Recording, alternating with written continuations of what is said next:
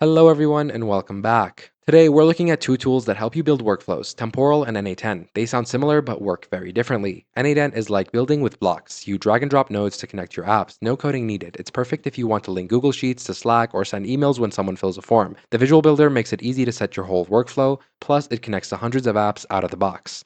N8n has a free version you can host yourself, and there's also cloud plans that start at $20 a month for basic use. It's perfect for small teams and freelancers. Temporal is completely different. It's for developers who write code, you build workflows using real programming languages like Python, Go, or TypeScript, and it's powerful but needs technical skills. The big advantage, Temporal never loses your work. If your server crashes in the middle of a process, Temporal picks up exactly where it left off.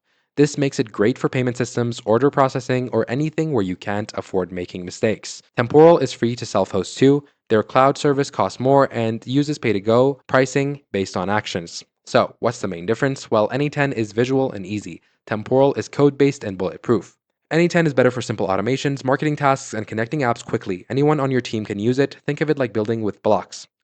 Temporal shines when you need rock-solid stability for complex business processes, but you'll need developers to set it up. It's like having custom engineering. The pricing is different too. N8n charges per workflow run. Temporal counts individual actions inside workflows. Here's the simple answer. If you want quick automation without coding, choose N8n. If you're building mission-critical systems and have developers on your team, choose Temporal. Many companies actually use both together quite successfully. N8n handles everyday automation. Temporal takes care of the important stuff that can't fail. That's it. Both tools are genuinely great just for different jobs. Pick the ones that matches your team's needs, and thanks for watching.